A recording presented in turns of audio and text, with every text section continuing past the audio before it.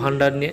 তো আমরা জানি যে লক্ষ্মীর ভান্ডার কিন্তু বর্তমানে খুবই গুরুত্বপূর্ণ একটা সরকারি যেটা স্কিম সেটাই।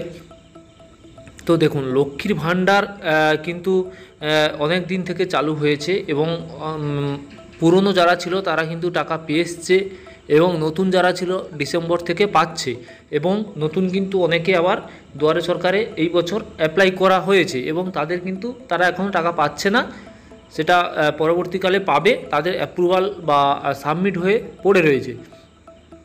তো আমি বলতে চাইছি যে লক্ষ্মীর ভান্ডার যারা পুরনো এবং নতুন পাচ্ছেন তারা কিন্তু টাকা অনেকে নাও পেতে পারেন, বাদ যেতে পারে।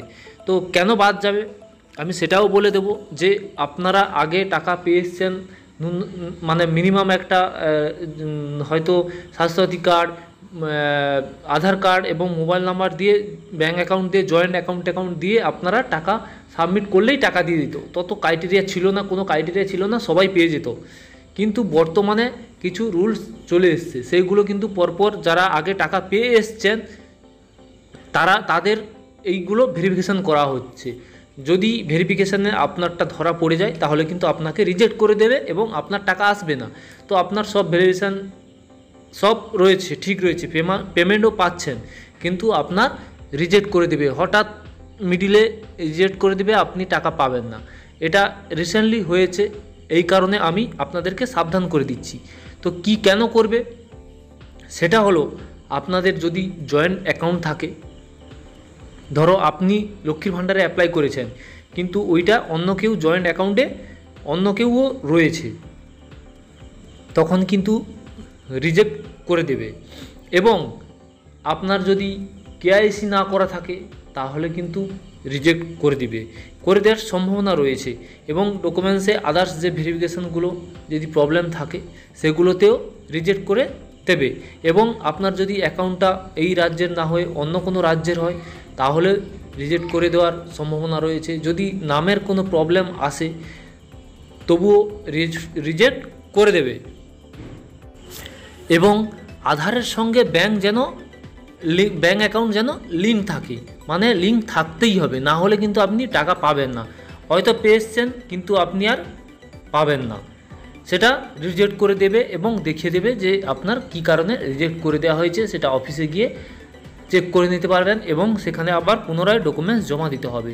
এবং আপনাকে দেখতে হবে আধার এবং ব্যাংকের যে অ্যাকাউন্ট নামটা যেন একই থাকে, সেটাও আপনাকে দেখে রাখতে হবে। যদি এই প্রবলেমগুলো থাকে তো আপনারা ব্যাংকে গিয়ে সেটা সলভ করুন, বা আধারে যদি ভুল থাকে সেটাও সলভ করুন। আপনারা একটা ডিসিশনে আসুন যে আপনাদের সঠিক কোনটা, সেইভাবে সব ডকুমেন্টস সেইভাবে সাজিয়ে রাখুন, না হলে কিন্তু আপনার রিজেক্ট করে দেবে। রিজেক্ট করে দিলে কিন্তু আবার আপনাকে পুনরায় অ্যাপ্লাই করতে হবে, বা আপনাকে পুনরায় সেইটা যে ভুল রয়েছে সংশোধন করতে হবে, আবার দেরি হবে আপনাদের টাকা পেতে।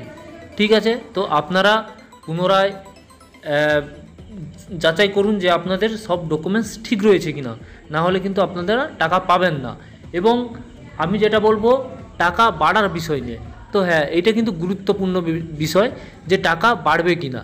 টাকা কিন্তু বাড়বেই, কারণ আমিও দেখিয়ে দিচ্ছি বা বলে দিচ্ছি যে কারণ কেন বাড়বে বলছি।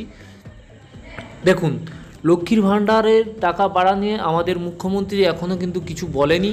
বিভিন্ন ইউটিউব চ্যানেল বলছে যে এত বাড়তে পারে, 1500 টাকা হতে পারে, 2000 টাকা হতে পারে বলছে, কিন্তু আমাদের মুখ্যমন্ত্রী কিন্তু এখনও কিছু বলেননি।